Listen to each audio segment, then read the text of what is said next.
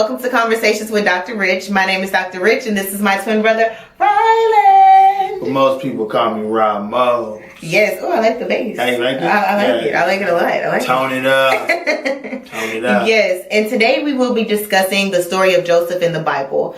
The subtitle will be God is preparing us for something great, or preparing you for something great. Joseph's story can be found in Genesis chapter 37 through chapter 50.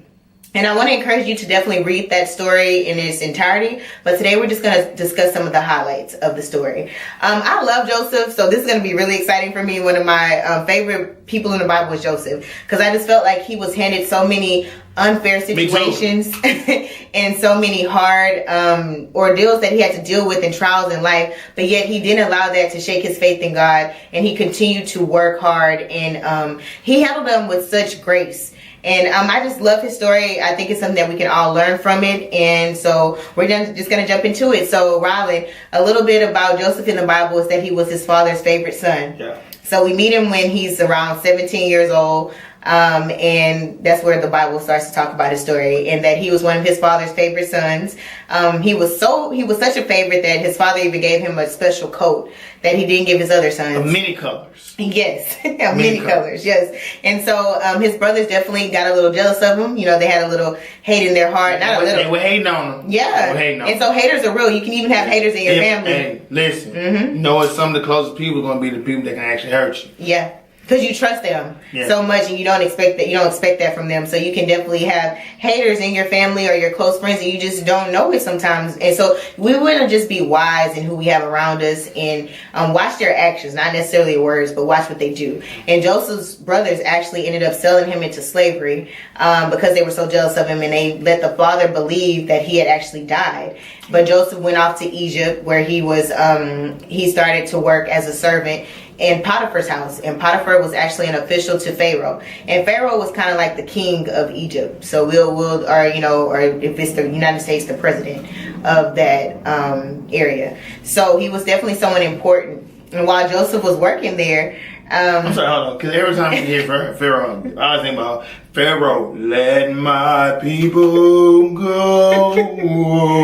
I'm sorry. Yes, no, I like it. But no, that's true, you do. You always think about Moses and Pharaoh and their interaction. But it was actually a different Pharaoh, so they changed throughout the years. So, kind of like we changed presidents and different kings. It's like, it was kind of like that. So this was a different Pharaoh, but that Joseph encountered. And but he didn't encounter him yet. Right now he was just working for Pharaoh's official Potiphar in Potiphar's house. And while he was there, he had a spirit of excellence in his work. So that's one thing we can take from Joseph's life, is that he worked with a spirit of excellence. He did everything with at such a high what's the word? Thank you. At such a high level and to such perfection that people noticed his work. And Potiphar trusted him so much, and the work that he did is that he actually gave Joseph control of most of his house. And when he wasn't there, he trusted Joseph to take care of everything. Now, okay, I guess my biggest issue is when you think about that, for him to do it with such perfection, knowing that he just came from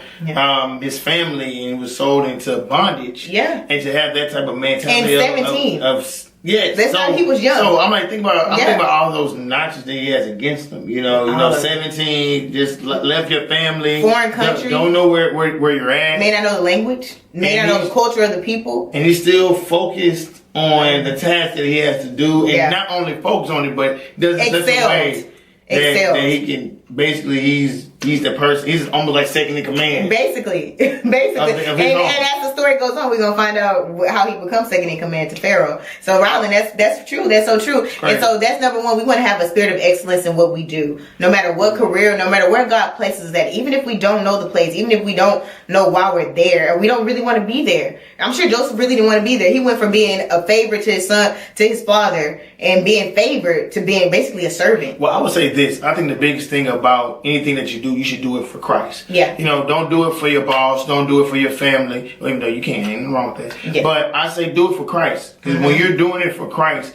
it just seems like in my life, it seems like when I do everything for Christ, that I put a little bit more into it because I know that it's for a bigger purpose. Yeah, and I like what you said, Rylan, because if we look at Colossians chapter 3, verse 23, it talks about working for God and not for men. So that's what you're saying. When we work as Christians, we want to make sure we're working for God. And if we're trying to meet God expectations, we will excel or surpass man's expectations. And our dad always told us that. Our dad is always telling us that, you know, if you're the best at what you do, you're gonna, you know, the money will come, or the success will come. But you want to work on perfecting what your craft and what God has put you on this earth to do. And shout out, Daddy. Yeah, the awesome dad. You know, we have some awesome parents. We love them, and so that's great, Rob. I really like that.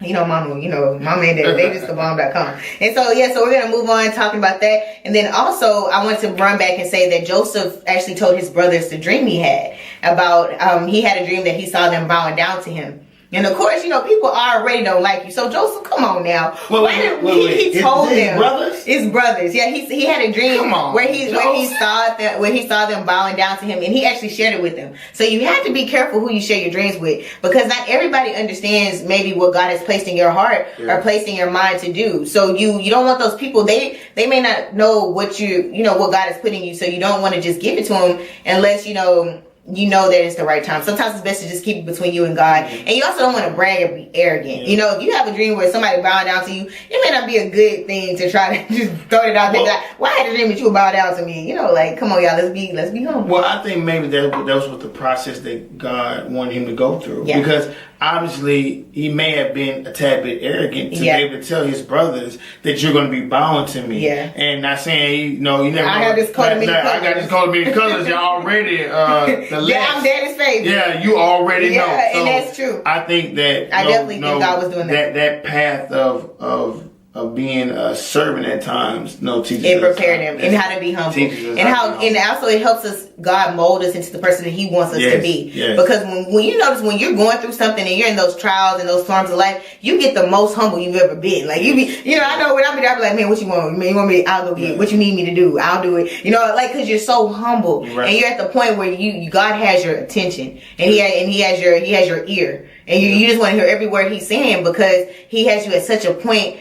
He has to do that to us sometimes, because if He just gives us so many things all the time and everything we want and need, we will feel like we don't need Him. That's it. And sometimes you have to be able to hear God so you can get to the purpose that He wants you to fulfill. Mm-hmm. And especially if you want to do it with a spirit of excellence and doing the best and being the best at what you do. Right. So you want to be able to have that, allow God to really be in tune and have that intimate relationship with Him. And I feel like through this, that's what Joseph was able to do. Yeah. And because God got him away from his family, got him away from his father. He separated him. The only thing that Joseph had during this time was God. So guess what? He had to depend on God. And when we're in those situations in our lives that we don't know what's going on, or we're in foreign places that we don't understand why we're there, God is there with us. And God was with Joseph, and He's there with us just like He is. And it was in Joseph's life, He's in our lives as well. And allow God to guide you. Yeah. Allow God to guide you. That's true. And so we're going to keep going, and so he's in Potiphar's house. The Bible says that he was young and he was a handsome young man. So Potiphar's wife tried to get with Joseph, y'all. And so clearly, that was just some foolishness right there. She wrong. She was not right. So Joseph, being the man of God that he was, with high morals and values, let her know, like, look, like, I love God too much and I love my master. I'm not about to do this with you. Like, let it go. But she wouldn't take no for an answer. Eventually, she tried to grab him, y'all. Tried to get him. Not try. She grabbed him. But he shimmied, hit it with the juke. And he got out of there. He ran. Juke. Ran. You're so silly. And so he actually left his coat behind. He was like, look, you have my coat. Like, I'm not about to fall into this sin with you, woman. Yeah. I'm doing what God want me to do, and that's all I'm focused on right now. So Joseph, he was a man of morals and values, and that's how we want to be. If someone's coming at you and you know it's not right, or you're just in a situation where you know that you shouldn't be in it, run. Fellas, you better get up out that thing. And ladies too. Yeah, ladies too. Run, flee. Flee from sin, like Joseph did. And if you have to leave your coat, your shoes, whatever, your purse, let it go, and you better run and get up out that thing. Yeah, so Joseph ended up, he ran from sin, he did the right thing. Yeah. But guess what she decided to do? She decided to tell a fib, tell a lie. Lied on Joseph and had Joseph thrown in jail. Joseph went to prison for something he did not do. So that's a whole nother issue about what's going on in America with, certain things and certain people. But sometimes, you get in a situation. Now look at Joseph. He's like, I done been sold to slavery. Yeah. I did the right thing, God. I'm obeying you. I'm trusting you. I ran from sin. How in the world did I end up in prison for something I did not do? All that I want to say is, I'm locked up, won't let me out. But you gotta understand, that's crazy. I don't even know what I would do, y'all, in that situation. I shout out to Joseph because that's why I love him so much in the Bible, because he was dealt so many things that you just be like, what? Like, you were doing the right thing and that happened? Well, I'm like this. I feel like his mindset was on a whole nother level. What I'm saying? Because number one, if he's already getting visions of what's going to happen in the future, it had to be something that God was giving him to give him that mindset of everything's going to be okay. Yeah. Okay. Mm-hmm. And I feel like that right there is in my mind the Holy Spirit. Yeah.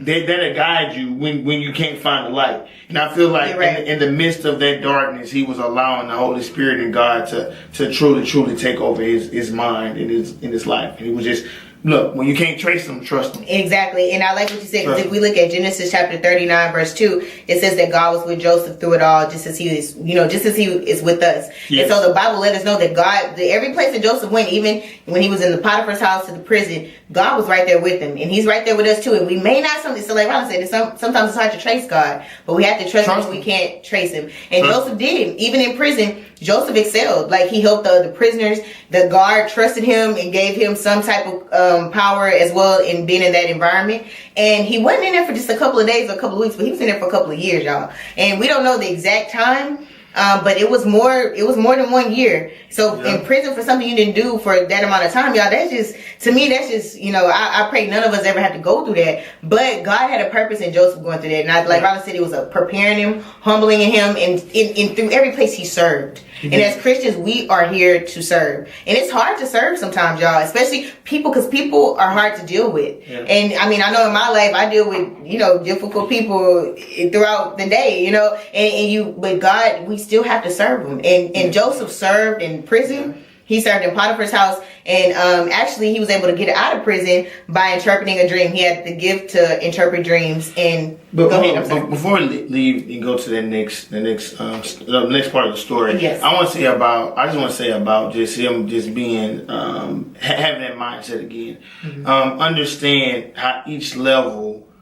He was with his father, he was put up. Mm-hmm. He was with Potiphar, he was put up. He was in jail, he was put up. Yeah. So again, everywhere he went, he did things that put him ahead of everyone else. So it's just his mindset, his faith, and him doing what he needs to do to be successful. Not allowing people around him, not allowing his situation to dictate his mindset or dictate how he's going to act. Mm-hmm. He did what he had to do, and God lifted him. Yeah. Now I'm gonna be totally honest with you. In those three cases right there, that would hopefully give me faith to keep doing what I'm doing, and hopefully, gain ground or to get to a better situation. Yeah. So please, if you're in a situation, do it to the best of your ability. Give everything to God, and then allow Him to promote you. Because if He promotes you, then guess what? Nobody else can demote you. Yeah. So that's true, Rala. Thank you so much for that, Rala. That's real, and I like what you said with that, because I think I have a scripture for it.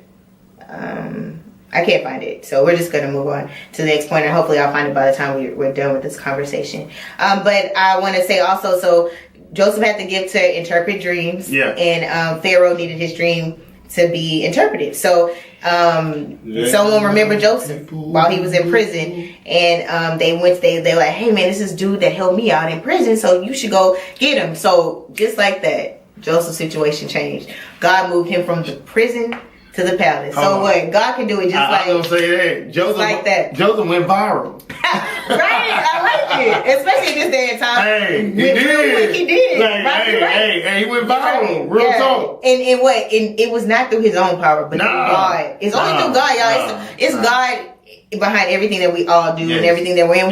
It's so crazy how God just works things out in all of our lives sometimes. It's just amazing. If you just sit back and think about how far God has brought you in your life, you just be like, man, that was not me. Yeah. There ain't nobody but God. And so you're right. So Joseph went from the prison to the palace just like that. God was ready for him, and guess what? Joseph was ready. And he was ready for that promotion that God had for him. And he became second in command, like Rylan said earlier, to Pharaoh. And so he went from all this, he went around the world through all these years from 17 on, and I think he was like 30. Oh. Yeah, I think he was like 30. I don't want to, I'll put it on the screen so in the correct age he was, but I think it's around 30 that he became second in command. So just think about all those years that he spent. That was not a quick turnaround, but that was years of preparation that God prepared him to be second in command to Pharaoh. So basically he's like the vice president. Yeah. You know, like can y'all imagine that? Someone who's not even from Egypt, but God had him to go from where he was from, took him from there, and prepared him all the way to be second in command. And as the story goes on, his brothers come to him, and there's a famine that hits the land, and his brother, everyone needs food, and they come to Joseph. Pharaoh puts him in charge of the food and everything because he sees his wisdom that God has blessed him with, and they all notice that God is with him. Like Potiphar noticed that God was with him. And so did Pharaoh. So he had that wisdom from spending time with God. So when you spend time with God and that word and praying, you get a wisdom and discernment that you can't get from anyone else. Well, I want to just say this. Mm-hmm. I think the fact that you were saying that Pharaoh and Potiphar could see, God in him. Mm-hmm. I think that's the biggest key. Mm-hmm. I think I know. How you live your life, people should see a difference in you when you allow God to work and guide you in your life. So, people should be able to see God in you. People should be able to see, how you work, how you love, how you do anything. They should be able to see God. Yeah. And if you do it in that type of way, blessings will come. Blessings on top of blessings. Blessings on blessings. And again, I don't want to say that you're doing it for blessings, but when you allow God to work in your life, things will work out in your favor. Yeah, and he can take you to places that you can't get by yourself and on your own merit. And so he did that with Joseph in his life. And so as the story goes on, there's a famine. His brothers come for food because everyone is in need of food. And Pharaoh has put Joseph in charge of dishing everything out and saving it and doing all these things to prepare for this famine, and so everyone won't go hungry. So they come to Joseph, they see him, they don't recognize him. Uh-oh. Because by this time Joseph has immersed himself in this culture and where his brothers don't even recognize who he is. So just think about that. Joseph went from one culture to a whole another one, and he adapted and got in there and perfected it to where he wasn't even recognizable by his family. Not to mention it had been a lot of years too, so I mean that can definitely play a role in it. But he recognized them. Yeah. He saw them, and guess what they had to do, y'all? They bowed down before him. So his dream definitely came true. But when he saw them, he was so overcome with emotion. So just imagine that person that hurt you and did so much to you in your life, and you just see them and you see where you are and you see where they are at, and you just be like, man, God is real. He better than me. Pray for me. Yes. Now the lions then. Go off with their head. No, I'm just kidding. No. But guess what Joseph did, y'all? He helped them.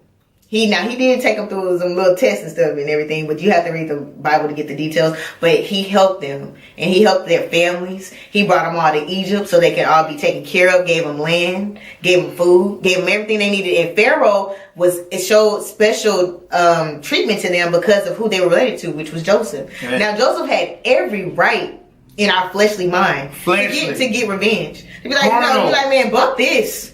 Y'all got me twisted. Hey. I told y'all were gonna be bowing down. Lock them up. Yeah, right. Shoot, off with their head. Like, we good. You not getting no food. My daddy can get some food, but that's about it. Y'all not getting no food. Because I remember when you did that, you did this, but he did not do that. Guess what Joseph told them, y'all? And this is the most powerful scripture statement of the whole story to me.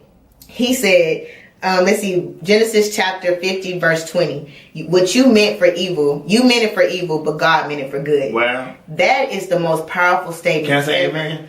Yes, you can, Ron. Amen. Amen. Let me say it too. Amen. What you meant for evil, God meant for good. So if you have people coming at you in a certain way, or they hating for no reason, or you just be like, man, what did I do to you? Why do you not like me? What's really going on? Don't worry about it. You keep doing the right thing. You keep loving your enemies, and God can fight battles that you don't even have to fight, and God will deal with all those people as long as you're doing the right thing. So my own thing is, but just look at how God transformed him. Well, he went from Joseph, who was telling them about dreams when you were bowing down, to being like, what you meant for evil, God meant for good. God prepared me to be here so that I could help you. Well, I just want to say, and that's he was in touch with God to say that. Well, let me say this. He had to be. Can you just show everyone your shirt real quick? I just want everybody to see the shirt. Okay, so Joseph was lit. Turned up. He was turned. And he made sure that his family was taken care of. Yeah. And at the end of the day, in spite of what they did to him. In spite of, so let me say something about that. Yeah. People, in spite of what people do to you, I'm not saying forget, but what I am saying, forgive. Yeah. And you move on from it, and you know what you do. You let them know, like, man, look, at the end of the day, you may have meant it for evil, but God meant it for good. Because think about this. Without him going through the various paths that he had to go down, he would not be in the spot that he is right now. So if you're going through something with someone or something, allow God to work in your life. Get a personal relationship with God. Yeah. Indulge into the Bible and allow God to guide you down the path that he wants you to do and where he wants you to be, and allow him to help you find your purpose. Yeah. Because your purpose is a lot bigger than what somebody else, what somebody else or your circumstance or somebody else may think. Yeah. So please, don't ever quit. Keep going. Yes. Get it. And I find so much comfort whenever I face trials and storms in my life looking at Joseph's story. Yeah. Like he's one of my all-time favorite people of the Bible. And whenever I'm struggling with something, and I love talking about it with my dad because we just bounce off each other. I'm like, Daddy, man, Joseph. He be like, Rich, Josephine. Like, just know if you're a female, you may have to be Josephine. Hey, Josephine. You may be the Josephine version of Joseph, the female version of Joseph, Josephine. And if you're a male, you can be Joseph, the version of that. So just know that if you're going through something, I find comfort in reading this story, and I hope that you will too. I think this has been a great discussion on Joseph, and we want to go ahead and end it. Well, Rollin, I'm sorry, go ahead. Yeah, let me say this real quick. Listen, at the end of the day, allow God to guide you. We hope that God will guide you to the subscribe button. And go ahead and subscribe to the conversation with Dr. Rich and Ramos. And your boy Ramos. So please, show some love. We love y'all. We love y'all. And, hey, please leave comments. Share, comment the videos and everything. And we love y'all. We hope to see you next time on Conversation. Hold on, I'm sorry. Wait. Stay lit. Stay lit.